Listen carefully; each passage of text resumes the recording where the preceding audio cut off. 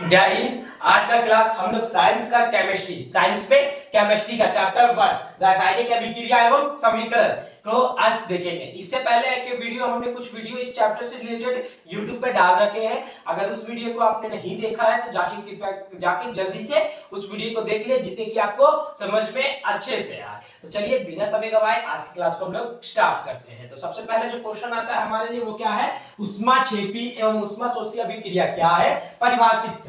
क्या? उष्माक्षेपी और उष्माक्षेपी और उष्माशोषी अभिक्रिया क्या है? ये रासायनिक अभिक्रिया है। दो रासायनिक अभिक्रियाओं का नाम है।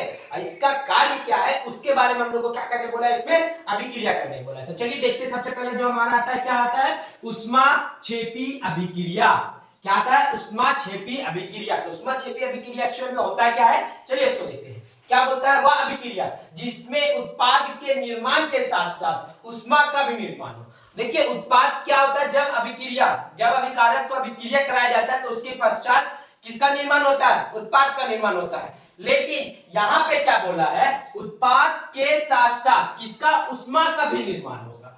यानी कि उत्पाद तो ऑलरेडी हो रहा ही है, अब उसके साथ में क्या हो रहा है, उष्मा का भी निर्माण हो रहा है। तो उसे हम उष्माक्षेपी अभिक्रिया कहते हैं। क्या कहते हैं उसे? उष्माक्षेपी अभिक्रिया कहते हैं। या तो फिर अपने भाषा में इसको इस तरह भी बोल सकते हैं कि वैसी अभिक्रिया जिसके उत्पाद के बाद उष्मा का वृद्धि हो। क्या हो? उष्मा का वृद्धि हो, उसे हम क्या कहेंगे? उष्माक्षेपी अभिक्रिया कहेंगे। कितना इजी है। वैसी अभिक्रिया जिसके उष्मा उत्पाद के साथ साथ उष्मा का भी निर्माण हो, उसे हम क्या कहते हैं? उष्माक्षेपी अभिक्रिया कहते हैं। या फिर वैसी अभिक्रिया जिसके उत्पाद के निर्माण के बाद किसका वृद्धि हो? उष्मा का वृद्धि हो, उसे हम क्या कहेंगे?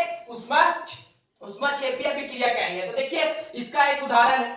उसका उदाहरण क्या है? कार्बन और ऑक्सीजन। क्या? कार्बन और ऑक्सीजन के देखिए LHS की ओर है, तो ये हमारा क्या होगा? अभिकारक। क्या होगा? अभिकारक। अब देखिए अभिकारक है ये हमारा।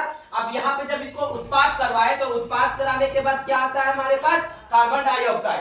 Carbon dioxide. अब कार्बन डाइऑक्साइड आया और इसके साथ में क्या चीज का साइन है? प्लस का साइन है। इसका एक क्या है? आइडेंटिटी है, इसका एक पहचान है। क्या? प्लस का। और प्लस के साथ यहाँ पे किसका वृद्धि हुआ? उष्मा का वृद्धि हुआ। ठीक है, इसमें कोई दिक्कत नहीं। चलिए अब दूसरा क्वेश्चन की ओर बढ़ते हैं। दूसरा क्वेश्चन क्या है? उष्माशोषी अभिक्रिया। कैसी अभिक्रिया? उष्माशोषी अभिक्रिया। देखिए शोषी शब्द का मतलब आप लोग समझते होंगे। क्या समझते होंगे? उष्माशोषी मतलब उष्मा का क्या होता हो? शोषण होता हो। वैसे अभिक्रिया इसमें वृद्धि होता है, तो इसमें क्या होगा? हास्य होगा, थोड़ा सा कमी आएगी इसमें। चलिए देखते हैं क्या बोलता है। वह अभिक्रिया जिसके उत्पाद के निर्माण के साथ उसके उत्पाद के निर्माण के बाद उष्मा का शोषण हो, अर्थात समीकरण में माइनस के रूप में निरूपित हो। अब देखिए जब कोई चीज घटेगा तो उसको क्या चीज में दिखाएंगे हम लोग? माइनस में ही दिखाएंगे ना। तो यहाँ पे क्या बोलता है? वह अभिक्रिया जिसके उत्पाद के निर्माण के बाद क्या हो? शोषण हो जाए। किसका शोषण हो जाए? क्या? इसका उष्मा का शोषण हो जाए। और इसको समीकरण में किससे निरूपित किया जाता है? माइनस से निरूपित किया जाता है। तो इसे हम क्या कहते हैं? उष्माशोषी अभिक्रिया कहते हैं। कितना आसान है। अगर इसे हम अपने भाषा में बोले तो क्या बोलेंगे? वैसी अभिक्रिया जिसके उत्पाद के बाद क्या होता हो? उष्मा का ह्रास होता हो। ह्रास यानी कि घटन होता हो, घटता हो, उसे हम क्या कहते हैं? उष्माशोषी अभिक्रिया कहते हैं। कोई दिक्कत नहीं। एक में उष्मा का वृद्धि होगा उसे उष्माक्षेपी, और जिसमें उष्मा का घटाव घट जाएगा उसे उष्माशोषी। कितना इजी है। उष्माशोषी अभिक्रिया वैसी अभिक्रिया जिसमें उष्मा का ह्रास हो, और उष्माक्षेपी अभिक्रिया वैसी अभिक्रिया जिसमें उष्मा का वृद्धि हो। तो चलिए इसका एक समीकरण देख लेते हैं। समीकरण क्या है मेरा? उदाहरण के लिए नाइट्रोजन और ऑक्सीजन। क्या क्या दिया है? नाइट्रोजन और ऑक्सीजन। जब इसको हम रिएक्ट कराते हैं, ये मेरा क्या है? अभिकारक।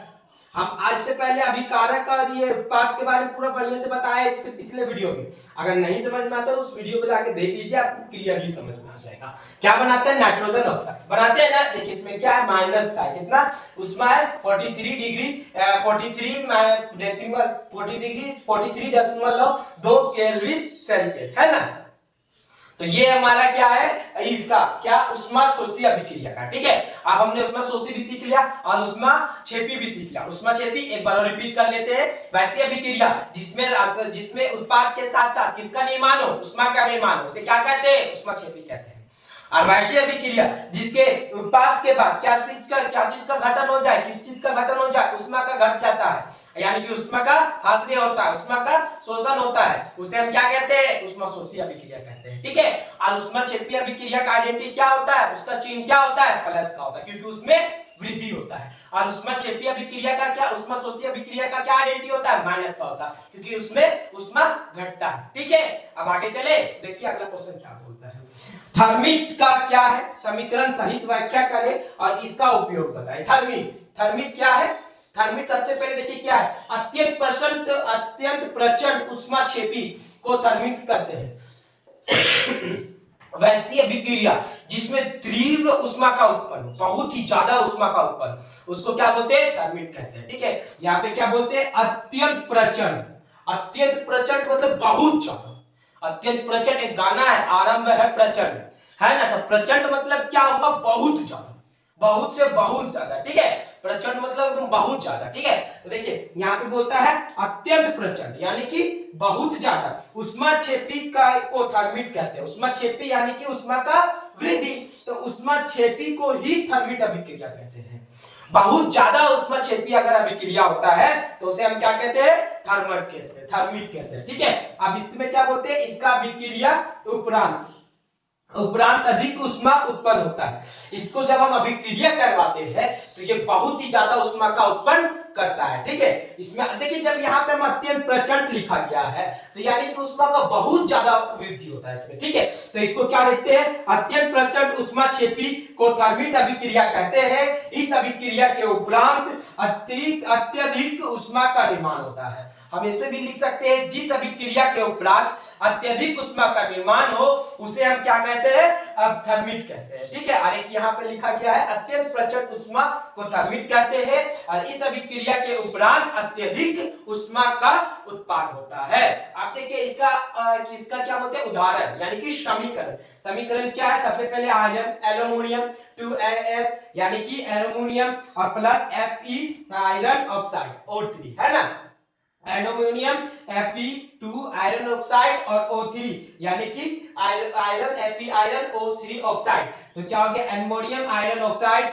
को अभिक्रिया कराया, अभिक्रिया कराने के बाद हमको क्या मिला, iron aluminium oxide plus iron, और उसके बाद आयरन के बाद हमको क्या मिला, हीट मिला, उष्मा मिला। ठीक है, तो देखिए इसका जो अभिक्रिया के उपरांत अत्यंत, देखिए क्या बोलता है, इस अभिक्रिया के उत्पन्न ताप से वेल्डिंग कार्यों में किया जाता है। देखिए वेल्डिंग का, वेल्डिंग देखिए, वेल्डिंग जो करता है सब वेल्डर लोग क्या चीज, लोहा को अटैच करने के लिए वो जो वेल्डिंग का तार जो रहता है ना, वो यही अभिक्रिया से बनता है। उसके अंदर क्या रहता है, आयरन रहता है, उसके ऊपर क्या चीज का पेस्ट चलाया जाता है, अमोनियम ऑक्साइड का। ठीक है, और उसके अंदर आयरन रहता है। तो आयरन जो रहता है ना, बहुत ही गर्म रहता है, बहुत ज्यादा गर्म रहता है, इतना गर्म रहता है कि वो लोहा को पिघला देता है। कभी कभी देखेंगे आयरन से उसको ऐसे मारते, जब वेल्डिंग करते हैं तो कितना जोर से चिंगारी निकलता है उसमें। अगर वो हमारे आंखों में इतना तेज उसका लाइटनिंग रहता है ना कि हम लोग को हेलमेट पहन के आयरन मारता होगा, वेल्डिंग जो मारता है वो ग्लास रखता है, ग्लास से वेल्डिंग मारता है। क्यों, क्योंकि उस उष्मा वहां तो एक तेज, और हाथ में हमेशा दस्ताना पहने हुए रहता है, ग्लव्स पहने हुए रहता है। क्यों, क्योंकि वो क्या रहता है, अत्यंत प्रचंड उष्माक्षेपी रहता है।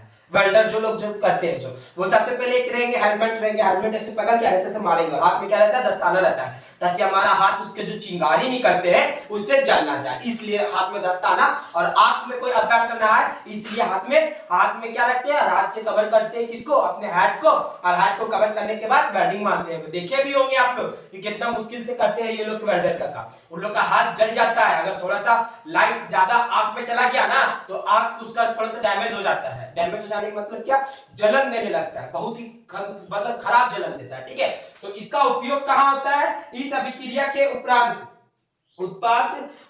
क्या होता है, ताप से वेल्डिंग कार्यों में किया जाता है। किस कार्य में किया जाता है, इस अभिक्रिया को कराए, इसके बाद जो हमको रिजल्ट मिला यानी कि जो उत्पाद मिला, इस उत्पाद के उपरांत हम किसको कराते हैं, वेल्डिंग कार्यों के लिए करते हैं। वेल्डिंग कार्यों के लिए क्या लगता है, अधिक उष्मा की आवश्यकता होती है, इसीलिए अत्यंत ताप, थर्मिट के जरिए से ही आज हम लोग जो वेल्डिंग करते हैं ना उसको करते हैं। आशा है कि समझ में आ गई होगी। आज की क्लास के लिए बस इतना ही, मिलते हैं अगली क्लास में। जय हिंद।